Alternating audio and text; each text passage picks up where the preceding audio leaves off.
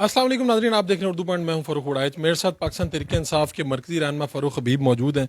PP 168 Lahore का हल्का है और इस हल्के में 7,000 वोटें ख़रीदे जाने का जो इंकशाफ हुआ है, एक वीडियो आई है, वायरल हुई है। उसके बाद फ़ारूक हबीब साहब का नाम आया है। ये सारा मामला क्या है, हकीकत क्या है, फ़ारूक हबीब साहब हमारे साथ मौजूद है, इन्हीं से जानते हैं। फ़ारूक साहब, ये क्या हुआ है कि आप लोगों ने 7,000 वोट ख़रीद लिए? ये नून लीग की जो है ना वो परेशानी का आलम है। उनके जो है ना वो हवास बाख्ता हो चुके हुए हैं। अभी तकसीम हो रहा है शाना रोड के ऊपर जो नून लीगी उम्मीदवार हैं इसी में PP 168। उनके मरहूम भाई का नाम लिखा हुआ है बराए सालो सवाब के हवाले से नून लीगी उम्मीदवार के। वो तस्वीरें भी आपको शेयर भी कर देते हैं। 1,000 वोटों का मामला है। 7,000 वोटों की अगर किया जा रहा है, जो हमारे कैंप्स हैं उन कैंप्स को उखाड़ा जा रहा है, जो हमारी पार्टी की डिफरेंट लीडरशिप है। मेरा चैलेंज है इनको, नून लीग वालों को, सारी नून लीग को चैलेंज है कि अगर लिखा हुआ है तो मुझे बता दें, वरना आप मेरे से माफी मांगे जो आप झूठा प्रोपागेंडा कर रहे हैं। अच्छा, वो आपने उनको खुद मैसेज किया एक डेट को, अपना बताया हाफिज फरज साहब के रेफरेंस से? ये शख्स कौन है, किस तरह से रब्ता हुआ, आपने क्यों किया? मेरा सैकड़ों लोगों से रब्ता हुआ इस हल्के में। जब मैं कैंपेन के दौरान आया मेरी मुलाकात हुई और मैंने आकर पूछा कि इस हल्के के अंदर कौन कौन से लोग हैं जो कि एक्टिव हैं या जो कैंपेन कर रहे हैं, उनसे मेरी मुलाकात करवाएं। मैं बहुत सारे लोगों से मिला। इस शख्स से जिसको इन्होंने पकड़ा हुआ है, हरासा कर रहे हैं और पता नहीं ये प्लांटेड है क्या है, किस तरीके से इन्होंने किया है इसको। इसके साथ मेरा गालबन शायद 29 जून को या 28 जून को, वो भी मैंने पुरानी चैट देखी है, उस चैट में कोई 10 से 15 रोज पहले एक मुलाकात हुई, वो भी कैंपेन के हवाले से। कोई उसमें और किसी किस्म की कोई बात नहीं, जिस तरह बाकी वर्कर से मुलाकात हुई। उसके बाद मेरी कोई मुलाकात नहीं है। और चैट में जिस चैट को ये शो कर रहे हैं, उस चैट के अंदर किसी किस्म का भी कोई वोटों की खरीदो फरोख्त का जिक्र ही नहीं है, कोई लेन देन ही नहीं है। आखिरी मैसेजेस हैं जिनमें वो हो रहे हैं, वो कह रहे हैं कि माइनॉरिटी विंग के मैंने। सुन लें, जो आखिरी मैसेज हैं, उन आखिरी मैसेजेस के ऊपर मैंने कोई उसको कोई थम्स अप भेजा हो या मैंने उसको कहा हो वेल डन यार, बहुत शाबाश, बहुत अच्छा आप काम कर रहे हो, वो तमाम मैसेजेस जो हैं, उन मैसेजेस के अंदर वन साइडेड कन्वर्सेशन है। वो ऐसे ही है कि फ़ारूक शहबाज वड़ैच की जो है वो किसी के साथ दुआ सलाम हो और चंद दिन बाद जो है वो बंदा किसी जगह पर कब्जा कर ले और लोग कहें नहीं इसकी फ़ारूक शहबाज इस कब्जे के पीछे है क्योंकि फ़ारूक शहबाज के साथ उसकी दुआ सलाम थी। ये तो बता दें कि इस पूरे हलके में आपके ऊपर तो चलो इल्ज़ाम आ गया, ट्वीट हो रहे हैं, इस टाइम वायरल हो रही हैं चीज़ें। मैंने अपना वीडियो मैसेज जारी कर दिया, मैंने भी अपना वीडियो मैसेज पूरा जारी किया। मुझे आप ये बता दें कि इस हलके में आपने ऑब्जर्व भी किया, आपने चीज़ें भी की, जाके कंपेन भी की, क्या दूसरी तरफ से भी इस तरह की कुछ चीज़ चल रही जिससे आपने आटे वाली बात? देखें, वो तो एक पूरी हिस्ट्री है ना, वो तो आप चेक कर लें, वो आपको पता चल जाएगा क्या क्या कुछ वो कर रहे हैं यहाँ पर। वोटर को लालच दे रहे हैं, वोटर को दबा रहे हैं।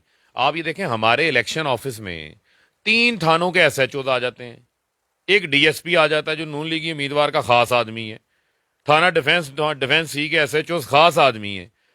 अगर वो कहता है 15 की कॉल चली चली फैक्ट्री एरिया सर्कल में है, डिफेंस सी के SHOs का क्या काम है? हमारी कॉर्नर मीटिंग में आकर ना सिर्फ कारकुनान को जिसने दफ्तर खोला उसको हरासा किया, उम्मीदवार की कंपेन में रुकावट डाली, उसे हरासा करने की कोशिश की। यानी आप अंदाजा कर लें, अगर ये इंतखाब जीत रहे हैं, इलेक्शन जीत रहे हैं, जो इलेक्शन जीत रहा होता है वो इस किस्म के ओछे हथकंडे इस्तेमाल नहीं करता। हम बड़ी तसल्ली से बैठे हुए हैं, हमने अपनी कैंपेन मुकम्मल की है, हमारी इलेक्शन डे की तैयारी है जो एक पॉलिटिकल अमल का एक हिस्सा है। अब उसको अगर ये कुछ सबोटाज करना चाहते हैं इस किस्म के काम करके, क्योंकि ये तिलमिला तो रहे हैं, पब्लिक इनके साथ नहीं है। जब से इमरान खान की हुकूमत तब्दील हुई है, आपने देखा कि पब्लिक की सपोर्ट इमरान खान के साथ बढ़ती गई है। फ़ारूक, आप भी पिछले 4-5 साल से मैं आपको देख रहा हूँ, आप पॉलिटिकल सिनेरियोज को कवर कर रहे हैं, बड़े बड़े जलसों को आपने देखा है। ज़िमनी इंतखाबात में कभी आपने जनरल इलेक्शन से बड़ा इंतखाबी माहौल देखा है जो अब बन चुका है?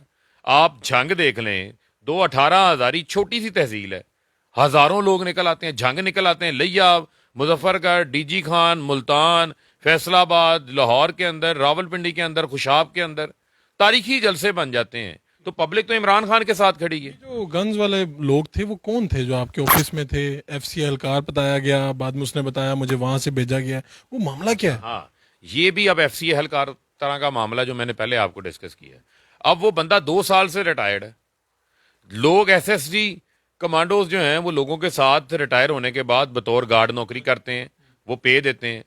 जो हमारी अफवाज पाकिस्तान है उसकी लोग बहुत प्रोफेशनल्स होते हैं एडमिनिस्ट्रेशन में। आप फैक्ट्रीज में चले जाएं, बहुत सारी जगहों के ऊपर डिफरेंट रैंक्स के जो रिटायर्ड लोग हैं वो काम कर रहे होते हैं।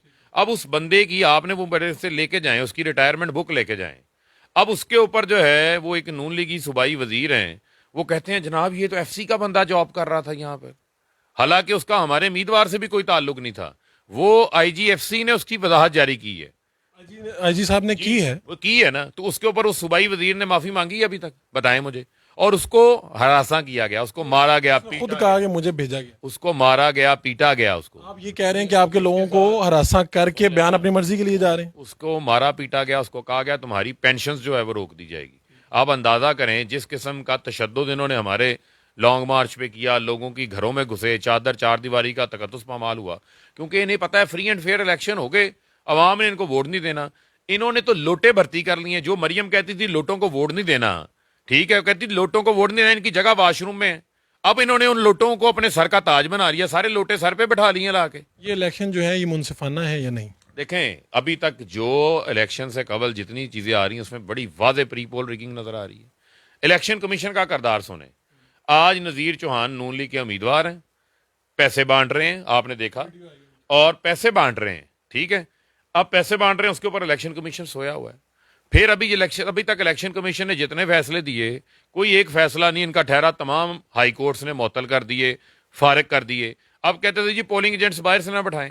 और पाकिस्तान का आइन इजाजत देता है कि कोई भी शख्स किसी भी हल्के से जाके कौमी असम्बली का, सूबाई असम्बली का इलेक्शन लड़ सकता है, पाकिस्तान का शहरी होना चाहिए, लेकिन पोलिंग एजेंट नहीं बैठ सकता। क्यों इनकी चीखें निकली हुई हैं?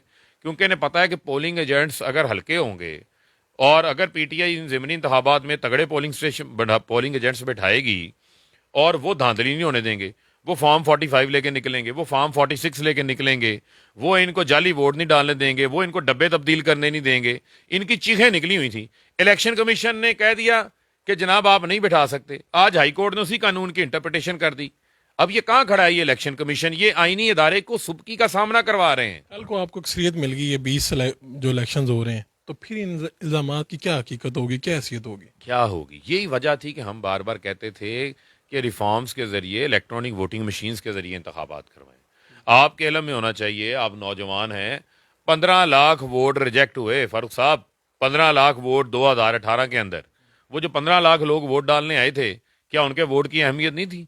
ईवीएम हो, एक वोट आपका रिजेक्ट ना हो। ईवीएम हो तो आपको ये पोलिंग एजेंट्स की उस तरीके की जरूरत ही ना पड़े। आपको फॉर्म 45, 46 आपको बना बनाया मिले, ह्यूमन एरर खत्म हो जाता है उसमें से। कोई आखिरी 20 से जायद धांधली के तरीके ईवीएम के जरिए से रुक सकते हैं। कोई आखिरी बात जो आप हुकूमत के लिए कहना चाह रहे हैं, कोई मैसेज इलेक्शन कमीशन के लिए? देखें, ये हुकूमत तो है नहीं, ये तो जाली हुकूमत है। सुप्रीम कोर्ट के अहकामात की इन्होंने खुलेआम खिलाफ वर्जी की है।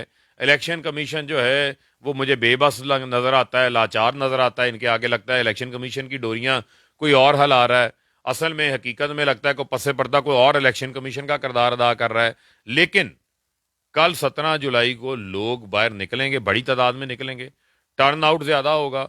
और इनको मैं जो है वो तनबीह कर रहा हूं कि किसी किस्म की भी किसी जगह पे वोटर टर्न अराउंड को स्लो करने की कोशिश की, वोटर को वोट डालने में रुकावटें डाली गई, उसके जिम्मेदार ये होंगे। ये हालात अगर अवाम की राय के बरक्स जाके कोई कार्रवाई करेंगे तो ये पाकिस्तान में खुदा ना खास्ता श्रीलंका वाले हालात ना बन जाएं। ठीक है। और आखिरी बात ये कि अगर आप ये लोग इलेक्शन हार जाते हैं तो आपको पता है कि आर्टिकल 6 आप लोगों पर लगा के आपको जेलों में भेजा जाएगा। देखें, ये अपने सारे शौक पूरे करें, ये अपने जितने शौक हैं ना इनके, वो शौक अपने पूरे करें, लेकिन ऊपर एक अल्लाह की ज़ात भी बैठी हुई है।